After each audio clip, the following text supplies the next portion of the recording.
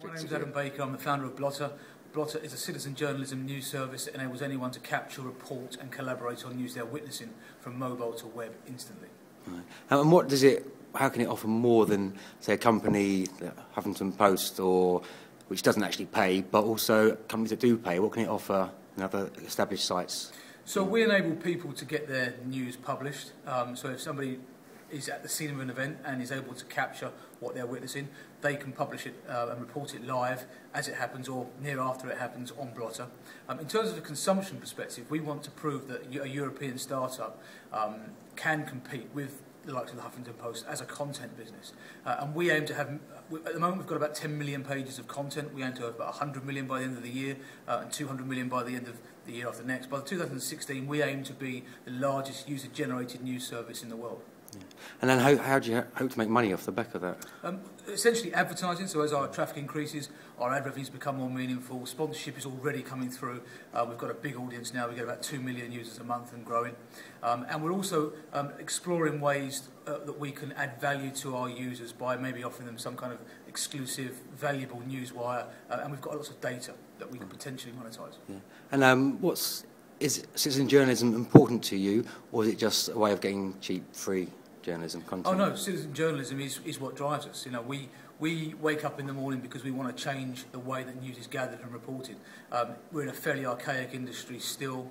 Mobile and technology have enabled anybody to report and capture what they witness, and we want to be the catalyst of that. Yeah. And that really drives that social element of being able to change the way that news is fundamentally reported and consumed is what drives us. Right. And what can citizen journalism offer that the professional guys can't do? Well, often people at the scene are best placed to report news. So professional people normally cover big stories, but actually there are so many news stories happening around the world that nobody is able to cover. And at the moment, it's deemed that if a big news organisation isn't covering it, then it's not news.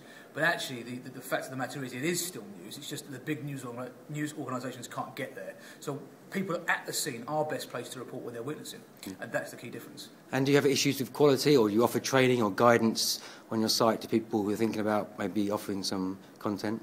Yeah, so we've got an instructional video on how BLOTTR works on the site, but we curate a lot of the content, so we make sure that our content isn't malicious, libelous or offensive, and we decide what hits the homepage and what doesn't. And we've also got a couple of algorithms that enable us to authenticate our users and our content. Right.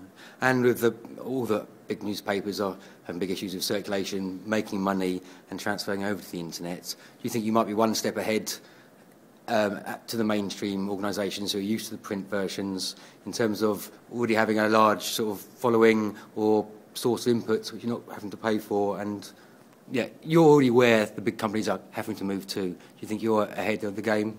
I'm not sure. I think we're ahead of the game in citizen journalism from actually enabling people to report news. I'm not sure we're ahead of the game in terms of digital journalism. I mean, a lot of the offline brands, they're still very strong. They're looking to migrate online. The challenge for these guys is how do they monetize online and not lose the revenue that they're generating offline. A lot of them are going to paywalls, which I think is the wrong way to do it.